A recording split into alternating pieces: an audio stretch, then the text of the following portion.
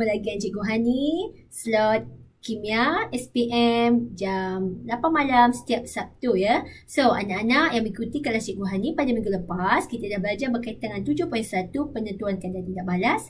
So, untuk malam ni Cikgu Hani akan sambung 7.2 ya, faktor yang mempengaruhi kadar tindak balas, dan juga 7.3 sedikit. Alright? Okay. So, kita nak belajar apa malam ni? Okay, standard pembelajarannya yang pertama adalah untuk mengkaji faktor-faktor yang mempengaruhi kadar tindak balas. So, faktor ini biasanya kita buat eksperimen untuk kita nak lihat bagaimana faktor ini mempengaruhi kadar tindak balas. Okay, faktor apa tu? Okay, yang pertama adalah saiz bahan tindak balas.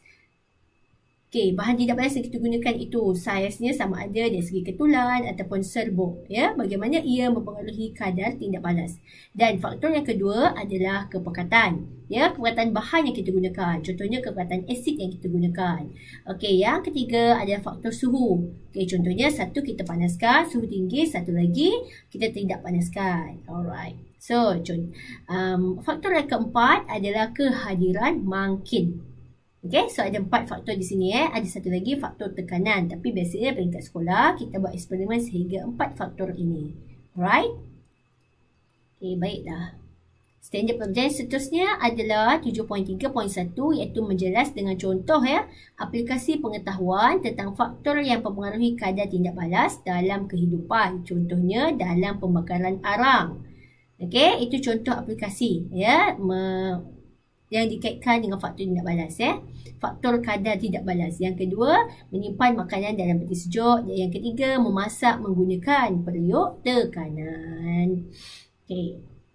Kita pergi faktor yang mempengaruhi kadar tindak balas. Yang pertama, kita ada saiz bahan tindak balas. Yang kedua, kita ada kepekatan bahan tindak balas.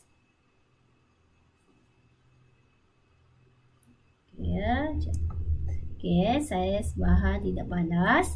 Yang kedua kita ada kepekatan bahan tindak balas. Yang ketiga kita ada kehadiran mangkin. Yang keempat kita ada suhu. Dan yang kelima kita ada tekanan. Okey, jika kita bercerita mengaitkan faktor mempengaruhi kadar tindak balas itu dari segi saiz bahan tindak balas, maka kita kena merujuk kepada jumlah luas permukaan itu. Luas permukaan yang terdedah. Kalau kita cerita tentang kepekatan bahan tindak balas, kita kena merujuk kepada bilangan ion hidrogen per unit isi padu. Ini biasa kita kaitkan dengan kepekatan asid lah. Kepekatan asid, so kita merujuk kepada bilangan ion hidrogen per unit isi padu. Ini pada keyword dia. Kalau kita bercerita tentang kehadiran mangkin, apa fungsi mangkin? Mangkin itu merendahkan tenaga pengaktifan.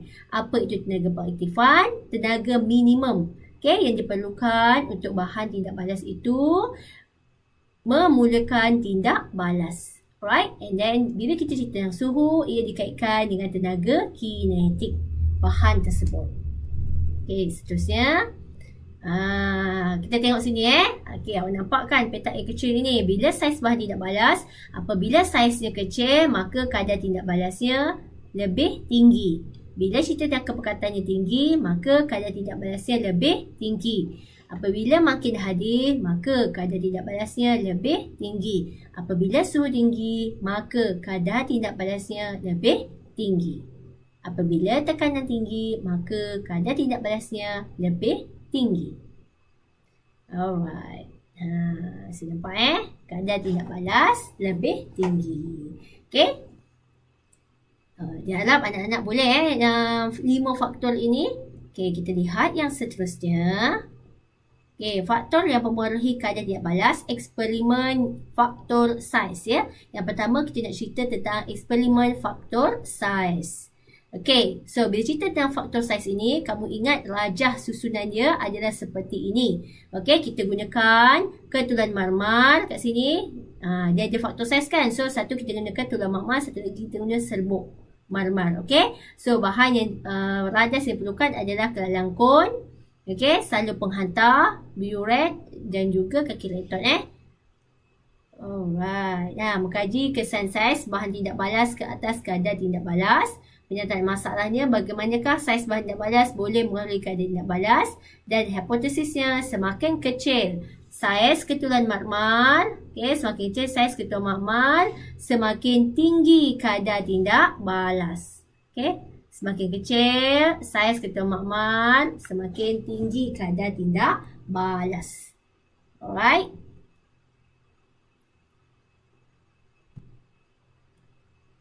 Faktor yang mempengaruhi kadar tindak balas seterusnya. Ini dia punya prosedur.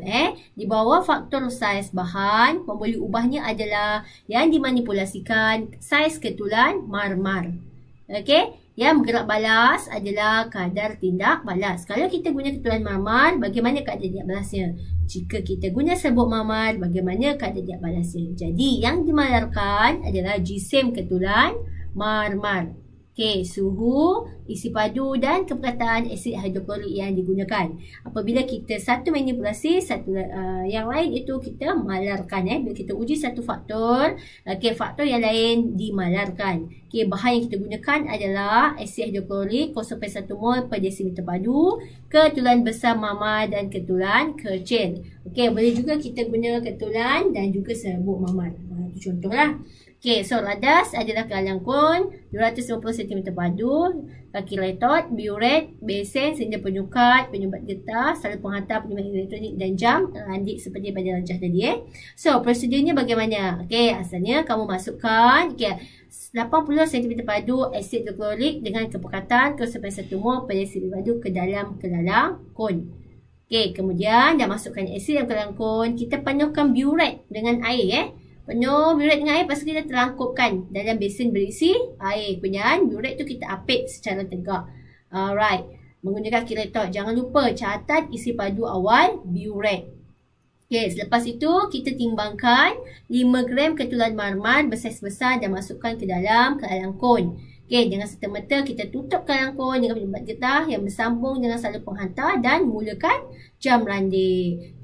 So kita goncang perlahan-lahan kealang kon tu ya. Kemudian catat bacaan biuret setiap sela masa 30 saat. Sehinggalah biuret tu dipenuhi gas. Macam mana nak tahu biuret tu dipenuhi gas? Kan asalnya tadi biuret tu penuh dengan air kan? So nanti lama-kelamaan kamu akan tengok. Ada ruang kosong di biuret tu. Maksudnya gas itu telah menempati ruang dalam biuret. Kemudian ulang eksperimen menggunakan 5 gram ketulan kecil marmar. Balik kita guna ketulan besar, lepas tu kita guna ketulan kecil. Jisim masih sama. Ini untuk faktor yang pertama. Alright. Untuk faktor yang kedua iaitu faktor kepekatan. Kita gunakan bahan kat sini, kita gunakan natrium thiosulfat. Dan juga asid sulfurik letak dalam kealang kon. Lepas tu di bawahnya kita tandakan X pada kertas putih dan kita tengok nanti. Dalam berapa saat, berapa minit hingga tanda X itu tidak kelihatan. Menggunakan kepekatan asid yang berbeza. So tujuannya mengkaji kesan kepekatan bahan tindak balas ke atas kadar tindak balas. Penyataan masalahnya, bagaimanakah kepekatan bahan tindak balas boleh mempengaruhi kadar tindak balas. Hipotesisnya, semakin tinggi kepekatan lautan natrium thiosulfat, semakin singkat masa yang diambil untuk tanda X tidak kelihatan. Makin pekat maksudnya makin cepat masa untuk tanda X ni tak nampak, tak kelihatan. Kita lihat prosedurnya. Sebelum lihat prosedur, kita lihat pada pemboleh ubah. Yang dimanipulasikan adalah kepekatan larutan natrium thiosulfat yang kita gunakan. Kepekatannya berbeza. Masa yang diambil untuk tanda X tidak kelihatan sebagai pemboleh ubah bergerak balas. Manakala faktor yang lain iaitu suhu, isi padu dan kepekatan asid sulfurik dan saiz kealang kon dimalarkan. Bahannya adalah asid sulfurik, lautan natrium thiosulfat dengan kepekatan tertentu, air suling, kertas putih dengan tanda X di tengah. Radasnya kealang kon, jam randik, senda penyukat. Prosedurnya apa? So, masukkan 45 cm larutan natrium thiosulfat dengan kepekatan tertentu ke dalam kealang kon. Letakkan kealang kon atas kertas putih bertanda X. Dengan cepat kita tuangkan 5 cm padu asid sulfurik 1 mol per desimeter padu ke dalam kealang kon dan mulakan jam randik. And then pusar kealang kon dengan perlahan, letak atas kertas semula. So, perhatikan tanda X secara menegak.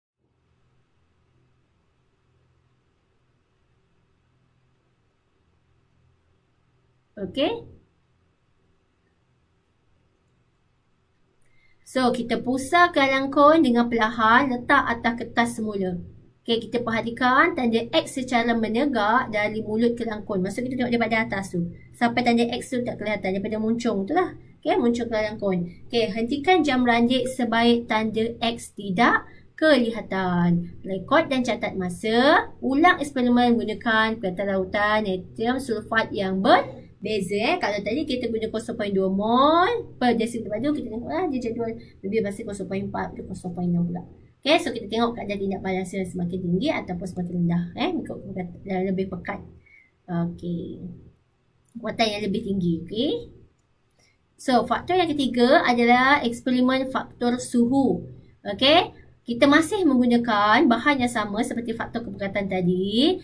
Tetapi sekarang kita nak kaji kesan ke atas suhu ke atas kadar tindak balas ya.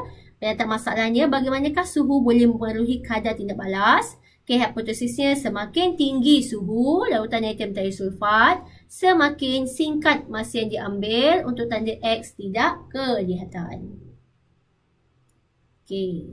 So, kita lihat di sini, pemberi ubah dimanipulasikan adalah suhu larutan natrium tiosulfat. Okay, bergerak balas masa yang diambil untuk tanda X tidak kelihatan. Dan yang ketiga, iaitu yang dimalakan adalah isi padu dan kepekatan asid sulfurik. Okay.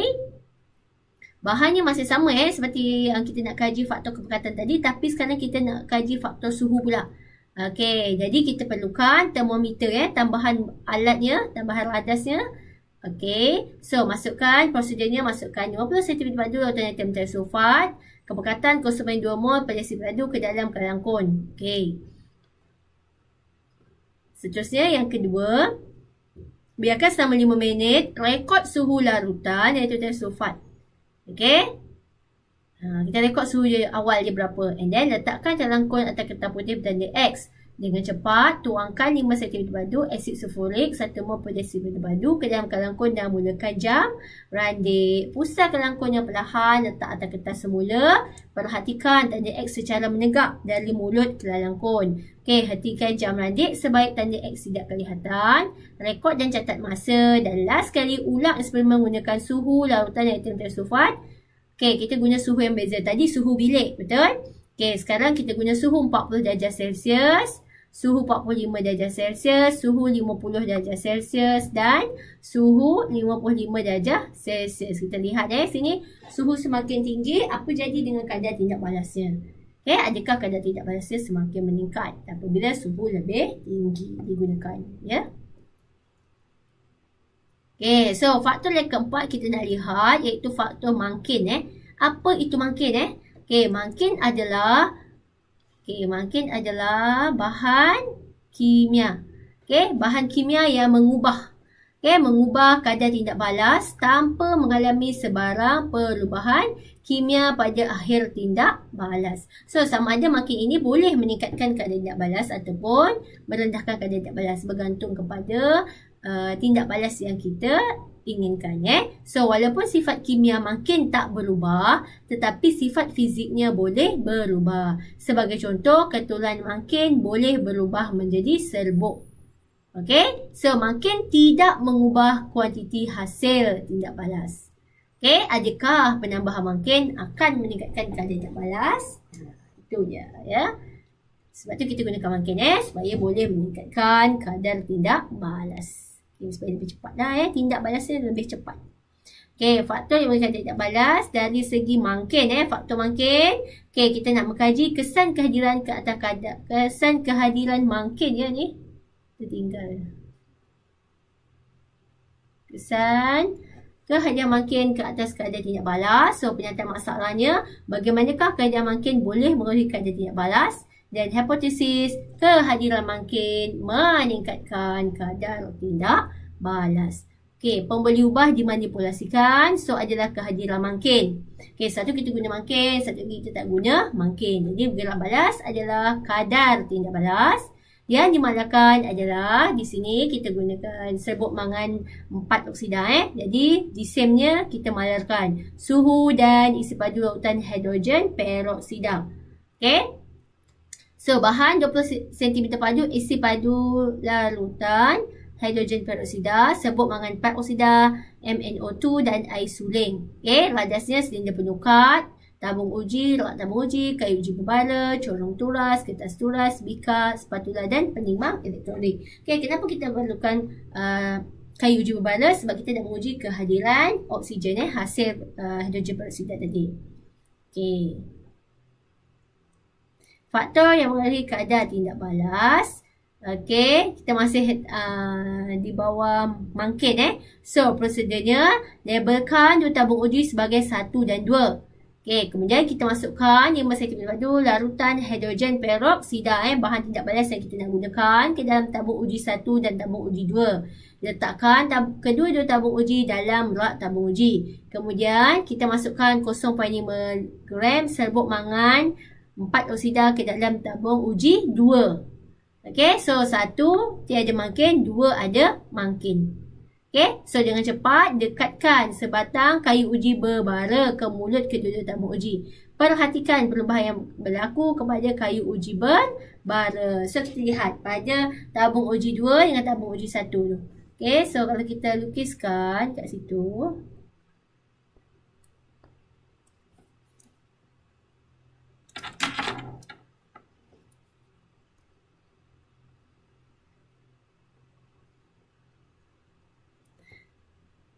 Alright. So ada hidrogen peroksida sini kan. Okay, ini tabung uji 1, ini tabung uji 2. So pada tabung uji 1 kita tak ada mangkin So pada tabung uji 2 kita masukkan mangan 4 oksida. Kita masukkan. Lepas tu nanti kita dekatkan kayu uji berbara di mulut tabung uji ni. Kayu uji berbara. Berbara lah.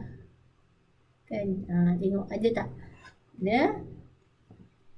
Ada apa kayu uji berbara itu akan menyala tak? Saya tengoklah dengan cepat ataupun lambat bergantung kepada penghasilan oksigennya. Okey, so kita lihat di sini bila cerita tentang faktor saiz bahan tindak balas. Tadi cikgu bincang tentang eksperimennya kan. So sekarang macam mana kita nak terangkan dari segi saiz bahan tindak balas Faktor yang pertama iaitu dari segi saiz bahan tindak balas. Okey, hanya bagi bahan tindak balas dalam bentuk pepejal perlu diingat dalam bentuk pepejal, semakin kecil saiz bahan, semakin besar jumlah luas permukaan bahan yang terdedah. Okey, ini ketulan besar kan? Ini ketulan besar contoh Okey, sini ketulan kecil Okey, dari segi saiz bahan tadi kan. So, semakin kecil saiz bahan ni nampak? 2x2, sini 4x4 kan? So, bahan yang terdedah, okey, jumlah luas permukaan bahan yang terdedah tu lebih besar. Okey, lagi banyaklah makin kecil, luas permukaan yang terdedah makin besar. Okay, so maka kadar tindak balas menjadi semakin tinggi. Alright, ini penerangannya untuk saiz bahan tindak balas. Okay, yang kedua, kepekatan bahan tindak balas. Okay, semakin pekat suatu bahan, semakin banyak zarah. Okay, semakin pekat suatu bahan, semakin banyak zarah per unit isi padu. Okay, contohnya ini. Okey, kita tengok ni ada 1, 2, 3, 4. Okey, sini ada 1, 2, 3, 4, 5, 6, 7, 8, 9, 10. Ni analoginya. So, zarah kat sini per unit isi padu ni sikit. Ada 4 zarah je. Sini ada 10 zarah per unit isi padu. Kenapa? Sebab kat sini, okey, catatlah ni A, ni B pada rajah B ni, dia lebih pekat. Jadi, zarahnya lebih banyak per unit isi padu. Maka, kadar tindak balas dB semakin tinggi. Okey, dB. Alright, so faktor yang ketiga adalah suhu tindak balas. Macam mana nak terangkan jika suhu tindak balas semakin tinggi suhu tindak balas, semakin tinggi kadar kinetik zarah yang bertindak balas. Suhu tindak balas. Semakin tinggi suhu tindak balas, semakin tinggi tenaga kinetik zarah yang bertindak balas. Makin tinggi dia banyaklah dapat tenaga kan.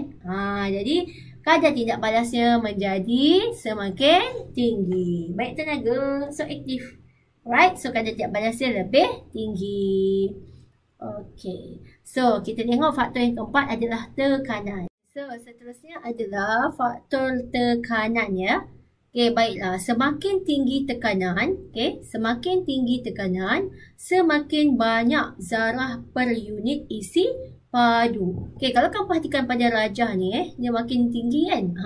Makin tinggi itu analoginya So, semakin tinggi tekanan, semakin banyak zarah per unit isi padu dalam ni. Makin banyak. Maka kadar tindak balas menjadi semakin tinggi. Ini tekanannya rendah je kan? Macam tu. Ini analogi ya. Bagaimana kamu nak visualize chemistry itu. Okay? Baiklah. Jadi semakin tinggi tekanan, semakin banyak zarah per unit padu. So maka kadar tindak balasnya menjadi semakin tinggi. Okay, seterusnya faktor mangkin. Tadi cikgu dah terangkan apa itu mangkin. Mangkin adalah bahan kimia yang mengubah kadar tindak balas tetapi tidak mengalami sebarang perubahan kimia. Itu adalah mangkin. Jadi mangkin ini dia tidak mengubah kuantiti hasil yang diperoleh. Okay? Jadi hanya sedikit mangkin sahaja yang diperlukan. Okay, tapi dia sangat efektif. Dia boleh meningkatkan kadar tindak balas. So tindakan mangkin ini adalah khusus. Maksudnya dia tertentu dia cuma buat kerja dia je. Dia tak mengganggu benda lain. Alright, so pada akhir tindak balas makin tak berubah secara kimia atau secara kuantitinya, namun mungkin berubah dari segi fizikal. Okey, contohnya daripada ketulan akhirnya jadi serbuk. Okey, macam tu dari segi fizikal sahaja makin itu berubah. Alright. Okey, so kita belajar 5 faktor mempengaruhi kadar tindak balas kan. Jadi sekarang kita nak bincang apakah aplikasi faktor yang mempengaruhi kadar tindak balas dalam kehidupan harian. Okey, dari segi faktor saiz. Kita selalu makan ubat tak adalah selalu kan bila kita sakit kan. Jadi kita makan ubat dengan lebih kecil kita kunyah ubat tu jadi lebih kecil. Jadi bila lebih kecil ubat itu tadi dia akan mempunyai luas mukaan yang terdedah yang lebih besar luas mukaan yang besar Okey, jadi kadar tindak balasnya lebih tinggi. Okey, contoh yang kedua adalah memasak makanan. Okey, ubi kentang dipotong kecil dan nipis. Supaya apa? Supaya cepat empuk. Jadi bila saiz kecil, kadar tindak balasnya lebih tinggi. Okey, macam tu Macam ayam jugalah. Potong kecil kan. Alright, so faktor suhu. Okey, dari segi faktor suhu, bagaimana kita terapkan dalam pembersihan Kita cuci pakaian dengan serbuk deterjen tapi kita tambah sedikit air panas. Kenapa? Supaya bila faktor suhu itu tenaga kinetiknya lebih tinggi kan. Jadi kadar tindak balasnya lebih tinggi kan. Cepat sikit. Sebab deterjen tu buat kerja dia bila suhu tinggi. Alright, membersihkan kotoran. Okey, baiklah. Seterusnya pada memasak makanan. Okey, biasanya kita masak makanan pada suhu yang tinggi. Kenapa? Sebab kita nak cepat masak. Okey. Cepatkan sikit masak kan. Jadi suhunya kita guna suhu yang lebih tinggi. Tenaga kinetik lebih tinggi. Jadi kadar tindak balas lebih tinggi. Alright. So kita pergi kepada faktor yang ketiga. Aplikasinya adalah faktor kepekatan kakisan oleh hujan asid contohnya. Kakisan pada bangunan diperbuat daripada besi di kawasan perindustrian. So bila asid tu pekat, bangunan cepatlah terkakis. Alright, and then seterusnya adalah pembakaran petrol di dalam enjin kereta.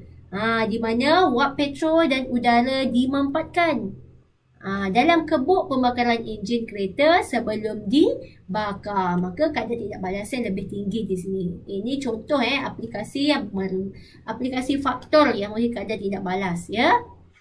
Okey, boleh Alright. Kita pergi pada faktor mangkin. Faktor mangkin contohnya pengubah mangkin. Kereta moden dipasang dengan pengubah mangkin. Untuk apa? Untuk mengurangkan pencemaran udara. And then dari segi pembuatan alkohol, kita gunakan proses penapaian glukosa. Oleh enzim dalam yeast sebagai mangkin. Dapatkan hasil lah. Hasil yang lebih cepat dapatkan alkohol. Kita buat alkohol, kita buat proses penapaian glukosa. Letak enzim yeast. Enzim yeast itu sebagai mangkinnya. Alright. Pergi kepada Alright, so sini kita dah bincangkan 5 faktor mempengaruhi keadaan tidak balas dan juga aplikasi faktor dalam kehidupan harian. Okay, so anak-anak boleh fikirkanlah apakah contoh lain selain pada yang cikgu beri tadi. So sekarang kita nak cikgu bagi sedikit latihan berkaitan dengan 5 faktor tadi, iaitu semakin kecil apa, semakin apa, luas muka yang terdedah. Okay, so bila kamu lihat ini, luas muka yang terdedah, keywordnya, so ia merujuk kepada faktor apa? Iaitu faktor saiz bahan tindak balas. Iaitu semakin kecil saiz bahan tindak balas,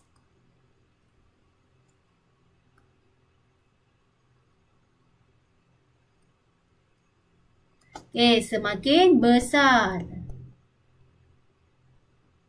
luas permukaan yang terdedah. Oleh sebab itu, kadar tindak balas semakin tinggi. Okey. Yang kedua, semakin pekat suatu bahan tindak balas, semakin banyak bilangan zarah per unit isi padu. Semakin banyak bilangan zarah. Okey, per unit isi padu. Oleh sebab itu, kadar tindak balas semakin tinggi. Okey. Yang ketiga adalah semakin tinggi suhu tindak balas, zarah-zarah memperoleh lebih tenaga kinetik ataupun banyak tenaga kinetik dan bergerak lebih laju. Dapat tenaga, laju dia bergerak kan. Oleh sebab itu kadar tindak balas semakin tinggi. Okey, dan yang keempat, makin akan meningkatkan kadar tindak balas.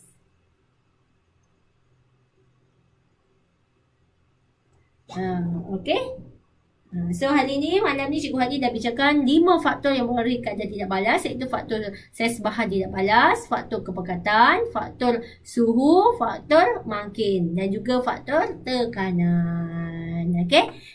Diharap perkongsian cikgu pada malam ini memberi manfaat kepada anak-anak sekalian. Jangan lupa like, komen, share and subscribe supaya lebih ramai murid yang tahu tentang kelas tuition percuma Akademi YouTuber ini bermula percuma, selamanya percuma. Okey, jika ada apa-apa yang kamu semua tak berapa nak faham, kamu boleh tinggalkan di ruangan komen selepas kamu menonton video daripada YouTube Cikgu Hani. Alright. So, selamat berjumpa lagi. Selamat berpuasa. Selamat bertarawih. Selamat meneruskan amalan. Kita jaga kita. Okay, stay safe. Okay, duduk di rumah. Okay, pastikan anda semua jaga jarak walaupun di mana anda berada. Cikgu doakan semoga semuanya dalam keadaan yang sihat, sejahtera dan bahagia bersama keluarga masing-masing.